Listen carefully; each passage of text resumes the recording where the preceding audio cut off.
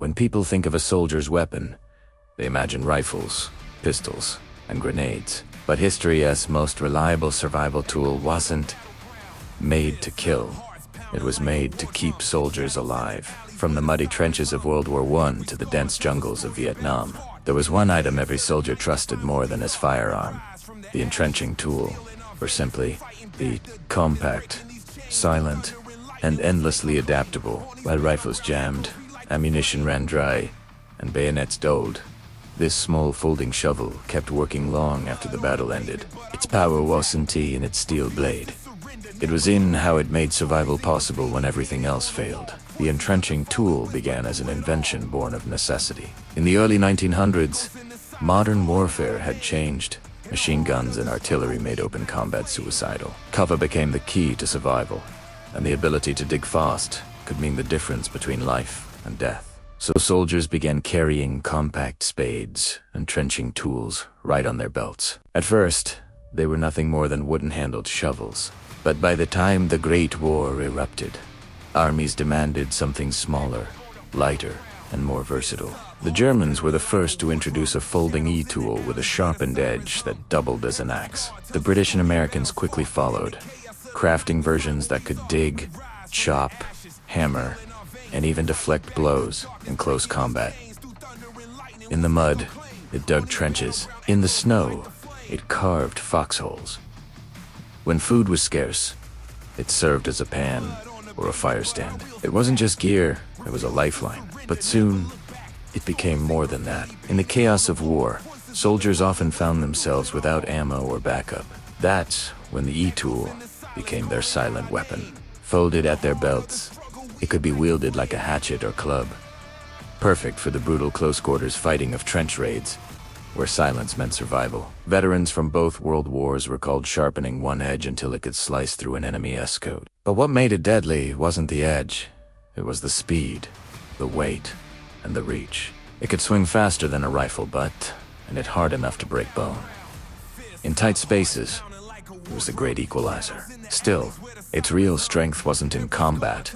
It was in utility. Soldiers used it to saw through posts, pry open crates, paddle across rivers, or build makeshift stoves. It was the one tool that could always do something. No gun offered that kind of reliability. By World War II, the E-tool had evolved into a masterpiece of practical design. The US Army introduced the M1943 folding shovel, a version with a steel blade that locked straight for digging or at a 90-degree angle for home. This small improvement made a massive difference. Soldiers could dig faster, with less effort, in any terrain. In the Pacific, it cleared brush and drained flooded camps. In North Africa, it anchored tents in shifting sands. Even pilots carried miniature versions in survival kits, small enough to dig a snow cave or build a fire pit in minutes. And after the war, nothing about its design really changed because it didn't need to. Modern armies still issue foldable E-tools with carbon steel blades and reinforced joints. Everything else in a soldier's kit evolved with technology, except this. That's the ultimate proof of its value. For civilians and survivalists, the lessons remain the same. The E-tool isn't just a relic. It's still one of the most practical tools ever made. It replaces half your toolkit. Digs trenches, buries waste, cuts kindling, and even serves as emergency support. If you're building a bug-out bag or emergency kit, an E-tool deserves a spot.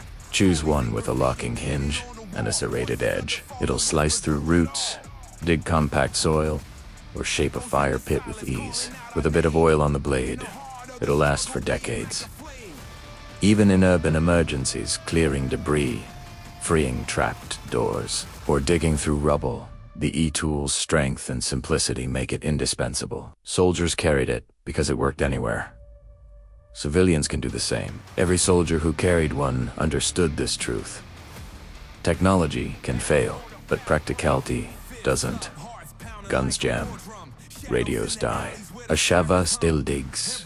It builds, it shelters, it saves lives. The entrenching tool became a symbol of resilience in modern survival training.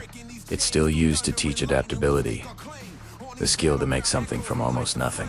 That, ultimately, was the soldier's greatest weapon. Not steel or firepower, but the mindset to endure across generations.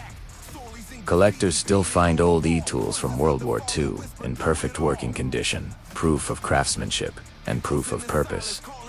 It wasn't just a shovel, it was a philosophy, self-reliance, forged in war. In the end, the soldier's greatest weapon wasn't a rifle or grenade. It was a mindset, backed by a simple, dependable tool. The entrenching tool reminds us that survival is about function, not flash. True strength lies in versatility, not aggression. If you're drawn to history, survival skills, or practical craftsmanship, take a lesson from the men who carried this tool through the harshest places on Earth. Learn to use one, add it to your field kit, and remember, the strongest survivors are the ones who can do the most with the least. For more stories of forgotten ingenuity and the tools that shaped real survival, subscribe to In the Beginning. Share this with someone who values grit over glory. The kind of history that reminds us what real resilience looks like.